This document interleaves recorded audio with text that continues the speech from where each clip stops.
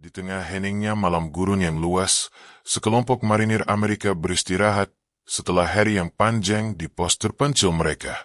Angin berhembus pelan, membawa butiran pasir yang menempel di seragam dan wajah mereka. Tidak ada suara selain gesekan kain tenda dan langkah pelan penjaga malam yang mondar-mandir di dekat pagar kawat berduri. Bagi seorang prajurit muda bernama Letnan Aaron, malam seperti ini bukan hal baru. Ia sudah berbulan-bulan bertugas di wilayah itu, terbiasa dengan panas yang membakar siang hari dan dingin yang menggigit saat matahari tenggelam. Namun malam itu terasa berbeda. Ada sesuatu di udara, ketegangan yang sulit dijelaskan. Ketika jam menunjukkan hampir pukul 2 dini hari, suara statis dari radio komunikasi mendadak hidup. Alp Hariga, laporkan posisi. Apakah kalian melihat sesuatu di sektor timur? Namun suara dari komando pusat itu terputus-putus, diselimuti gangguan aneh. Aaron meraih radionya, menjawab cepat. Di sini Alp Hariga. Semua aman. Tidak ada aktivitas yang terlihat. Tapi saat ia berbicara, dari kejauhan terdengar suara, samar, seperti langkah kaki yang bergeser di atas pasir. Ia menatap ke arah kegelapan. Tidak ada apa-apa. Hanya gurun sunyi dan kabut tipis yang mulai turun. Sersan Miller, rekan setimnya yang sedang berjaga, menatap Aaron dengan alis terangkat. Kau juga dengar itu? Katanya pelan. Aaron mengangguk tanpa menjawab. Mereka menyalakan lampu sorot kecil dan memindai sekitar. Tapi yang mereka temukan hanyalah bayangan batu dan sisa logam bekas kendaraan yang sudah lama terbakar. Namun ketika lampu diarahkan ke arah utara, tampak sesuatu. Siluet manusia berdiri di kejauhan, diam mematung. Siapa di sana? Teriak Miller. Tidak ada jawaban. Dalam sepersekian detik, sosok itu bergerak, tapi bukan berjalan, melainkan seolah meluncur cepat ke samping lalu menghilang di balik kabut. Kedua prajurit itu saling berpandangan, denyut jantung mereka memacu kencang. Aaron segera melapor melalui radio. Kontrol, kami melihat seseorang di perimeter utara, mungkin warga lokal. Namun suara dari radio kembali terdistorsi. Kali ini terdengar seperti bisikan pelan dalam bahasa yang tak dikenali. Mereka lihat di balik pasir. Aaron menatap perangkat komunikasinya dengan bingung. Itu bukan dari markas, gumamnya. Miller mencoba menenangkan diri, menyalakan rokok, lalu berkata dengan nada bercanda, mungkin sinyal radio lokal campur ke frekuensi kita. Namun tawa kecilnya tak mampu mengusir rasa takut yang perlahan menjalar. Beberapa menit kemudian, saat mereka hendak kembali ke tenda, lampu sorot utama di pos tiba-tiba padam. Kegelapan total. Hanya suara angin dan detak jantung sendiri yang terdengar. Miller memegang senjatanya erat. Aku tidak suka ini, Aaron. Aaron membalas lirih. Tetap tenang. Kita cek generator. Mereka berjalan perlahan ke arah ruang mesin kecil di belakang tenda utama. Saat pintu logam dibuka, bau besi terbakar langsung menyeruak. Generator berhenti total, tapi bukan karena kehabisan bahan bakar. Semua kabel di dalamnya terputus rapi, seperti digunting. Tidak mungkin, desis Aaron. Siapa yang bisa melakukannya tanpa suara? Sebelum mereka sempat mencerna kejadian itu, suara langkah kaki terdengar lagi. Kali ini dari dalam tenda utama tempat rekan-rekan mereka tidur. Miller segera berlari ke arah sana, senjata terangkat. Tapi ketika ia membuka penutup tenda, tidak ada siapa-siapa. Semua prajurit masih tidur nyenyak, seolah tak ada yang terjadi. Namun Aaron memperhatikan sesuatu di tanah, jejak kaki aneh, kecil tapi dalam, seperti bekas tapak seseorang yang berjalan tanpa alas kaki di pasir dingin. Ia menatap Miller. Kau lihat ini. Sersan itu hanya mengangguk, wajahnya memucat. Ketika mereka mencoba mengikuti jejak itu, langkah demi langkah membawa mereka menjauh dari pos, menuju dataran berbatu. Suasana semakin sunyi. Di kejauhan, samar-samar terdengar suara seperti orang menangis. Aaron menyalakan senter. Di antara batu-batu besar, tampak helm tua bergaya Perang Dunia Kedua, setengah tertimbun pasir. Miller mengangkatnya perlahan. Di dalamnya tertulis nama Puda, Korporal Lerner 1943. Mereka saling menatap dengan ngeri. Tidak mungkin benda seperti itu ada di tengah gurun modern ini. Malam semakin larut, dan hawa di sekitar mereka terasa semakin berat.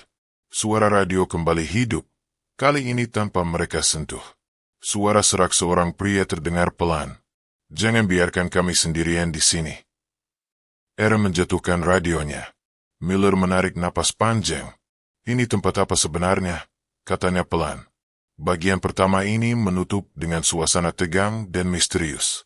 Malam itu belum berakhir, dan mereka belum tahu bahwa apapun yang mereka temukan malam itu akan mengubah cara mereka memandang perang dan dunia yang tak terlihat.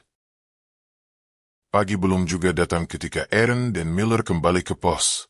Angin gurun semakin kencang, menimbulkan suara siulan panjang di antara tiang-tiang logam.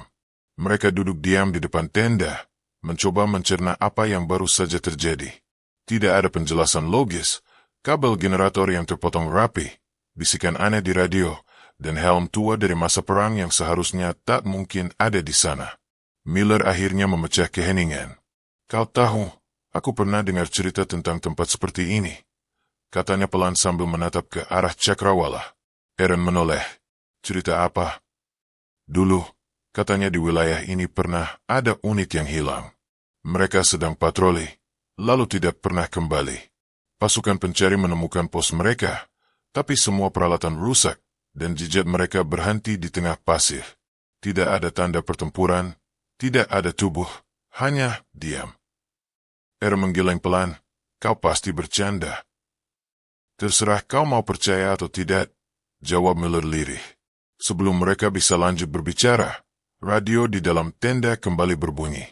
Suara kali ini jelas, tapi dingin. "Alp Hariga, siapkan diri. Mereka akan datang saat matahari turun." Keduanya berlari masuk. Tak ada seorang pun yang menyentuh alat itu, namun lampu indikatornya menyala sendiri. Aaron mencoba menjawab, "Siapa ini?" "Laporkan identitas." Tidak ada jawaban, hanya suara napas berat di ujung sambungan, seperti seseorang berdiri sangat dekat dengan mikrofon. Miller menendang radio itu jatuh ke tanah. "Cukup, aku tidak mau dengar lagi." Beberapa jam kemudian, pasukan cadangan tiba dari pos utama. Mereka menemukan Aaron dan Miller dalam keadaan gelisah, dengan wajah lelah dan mata merah. Laporan mereka didengarkan oleh seorang perwira senior, Kapten Reynolds, yang tidak percaya pada hal mistis. "Pasir dan kelelahan bisa membuat siapapun berhalusinasi," katanya singkat. Namun demi prosedur, ia memerintahkan tim teknisi memeriksa lokasi generator dan mengamankan wilayah. Sore harinya, salah satu teknisi memanggil Aaron. "Kau perlu lihat ini." Di balik ruang mesin, mereka menemukan coretan di dinding logam, seperti digores dengan benda tajam. Tulisan itu berbunyi dalam huruf besar, "Kami belum pergi." Semua terdiam. Tidak ada yang mengaku menulisnya. Kapten mencoba menjelaskan, mungkin ulah prajurit lain yang iseng. Namun goresan itu begitu dalam, seolah dibuat oleh tangan dengan kekuatan yang tak manusiawi. Menjelang malam, cuaca berubah drastis. Angin berhenti, dan udara menjadi begitu hening hingga suara detak jam pun terdengar keras. Para marinir berjaga di pos masing-masing, sementara Aaron kembali ke menara pengintai. Ia menatap ke arah gurun, di mana cahaya bulan setengah menyorot pasir yang berkilau. Lalu ia melihatnya lagi. Siluet manusia itu, kali ini lebih dekat, dan jumlahnya lebih dari satu. Mereka berdiri diam, membentuk garis panjang di bawah sinar bulan, seperti barisan pasukan yang menunggu perintah. Tapi tubuh mereka tampak aneh, terlalu kurus, terlalu kaku, dan wajahnya tak terlihat. Aaron berteriak memanggil Miller dan Kapten Reynolds. Ketika mereka naik ke menara, sosok-sosok itu masih di sana. Kapten mengambil teropong, menatap lama, lalu menghela napas. Tidak ada apa-apa di sana, hanya bayangan. Tapi ketika ia menurunkan teropong, bayangan itu menghilang. Beberapa detik kemudian, suara tembakan terdengar dari sektor barat. "Kontak visual. Ada pergerakan di luar perimeter," teriak salah satu prajurit lewat radio. Pasukan segera bersiap. Sorotan lampu diarahkan ke titik itu. Namun yang terlihat hanya pasir berputar, dan bekas jejak kaki yang muncul begitu saja, satu persatu, seperti ada sesuatu yang berjalan tanpa tubuh. Miller mulai kehilangan kendali. "Aku tidak tahan lagi dengan permainan ini," katanya sambil menembakkan senjatanya ke arah kegelapan. Pelurunya menembus udara kosong, tapi anehnya, suara balasan terdengar dari jauh. Tembakan lain, dari arah gurun. Semua merunduk. Kapten mencoba memanggil pusat komando lewat radio, tapi saluran penuh dengan bisikan. "Kalian tidak sendiri, kami sudah menunggu." Suara itu membuat semua membeku. Aaron meraih headset, mendengarkan dengan hati-hati. Ia bisa mendengar beberapa suara lain, seperti orang berbaris, dan suara sepatu menghantam tanah keras, kirama langkah militer. Namun tidak ada unit lain di area itu. Tiba-tiba lampu pos padam lagi. Dunia kembali gelap. Miller menyalakan senter, tapi cahayanya redup, seolah diserap oleh udara. Dari kegelapan itu muncul bayangan sosok manusia tanpa wajah, berdiri tak jauh di depan pagar kawat. Kapten berteriak, "Semua mundur ke dalam tenda." Namun sebelum mereka sempat bergerak, bayangan itu mendekat. Tidak berlari, tidak melangkah, meluncur. Dalam sepersekian detik, udara di sekitar mereka terasa membeku. Nafas menjadi berat, dan dari radio terdengar jeritan seseorang. "Turn back, jangan biarkan mereka lewat." Miller memukul radio itu jatuh lagi. "Siapa mereka, Aaron? Apa yang terjadi?" Aaron tak menjawab. Ia menatap keluar pagar, dan menyadari sesuatu. Bayangan itu mengenakan seragam lama, dengan lambang unit yang sudah lama dibubarkan. Unit yang hilang, seperti dalam cerita Miller. "Ini mereka," bisiknya. "Pasukan yang hilang itu, mereka kembali." Hening, hanya desiran pasir yang terdengar. Lalu, satu demi satu, bayangan itu memudar perlahan, meninggalkan hanya jejak kaki di pasir. Ketika lampu kembali menyala, semua sosok itu sudah hilang.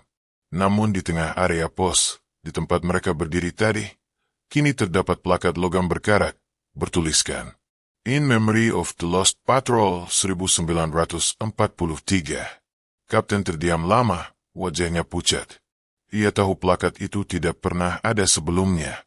Malam itu tak ada yang bicara, tak ada yang tidur. Mereka duduk di sekeliling api kecil, mencoba berpura-pura bahwa semua hanyalah mimpi. Tapi di lubuk hati, masing-masing tahu, ada sesuatu di gurun itu, sesuatu yang tidak pernah benar-benar pergi. Dan ketika fajar akhirnya datang, Aaron melihat sesuatu di pasir, tepat di samping menara pengintai. Jejak kaki telanjang, basah, segar, menuju arah pos mereka. Fajar perlahan menyingkap cakrawala gurun. Cahaya oranye yang lembut menyapu dataran pasir, menghapus bayangan malam, tapi tidak rasa dingin yang tertinggal di dada setiap prajurit. Aaron berdiri di depan menara pengintai, menatap jejak kaki telanjang yang mengarah ke pos. Jejak itu berakhir tepat di pintu tenda, seolah seseorang, atau sesuatu, telah masuk ke dalam, lalu menghilang begitu saja. Miller datang dengan wajah pucat, matanya nyaris tak tidur semalam.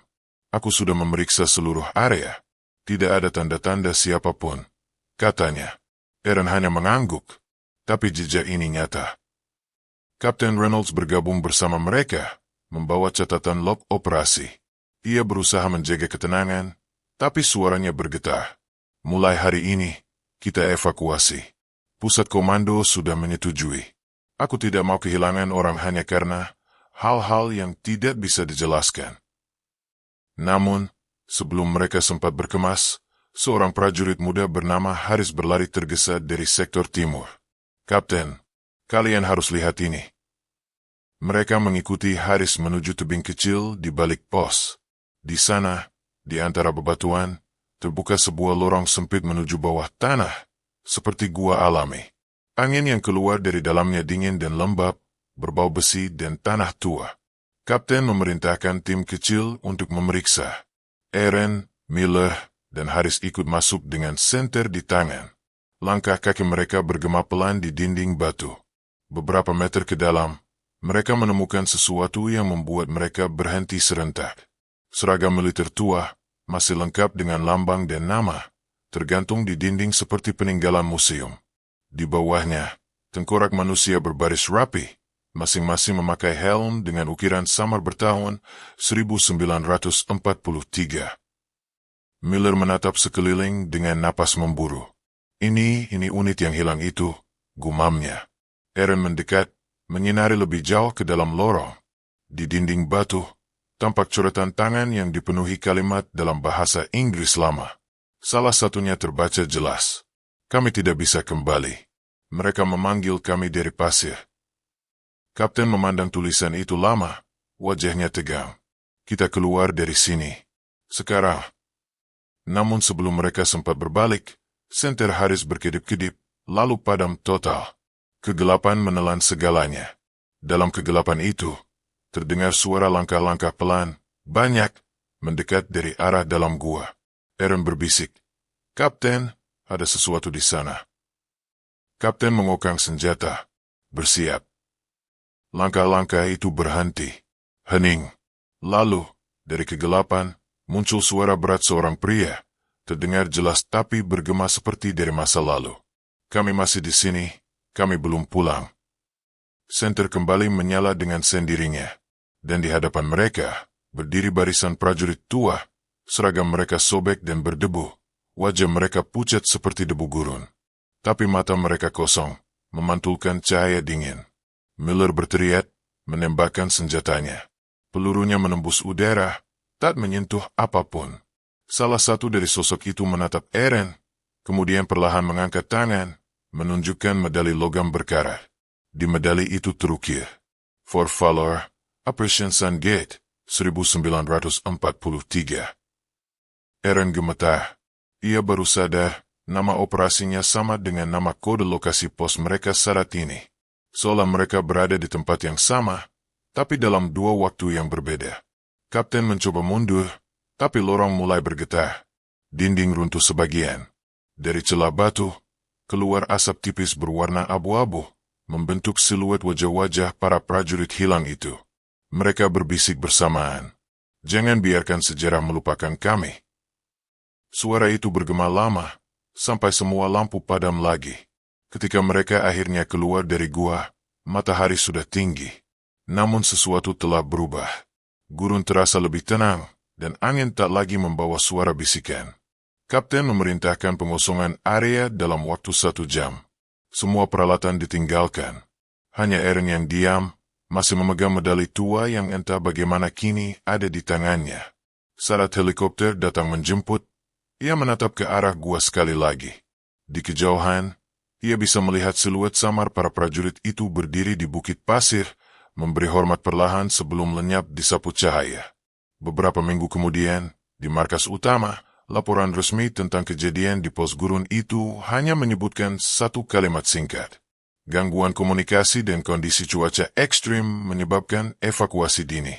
Tidak ditemukan aktivitas musuh. Namun Aaron tahu, itu bukan seluruh kebenaran.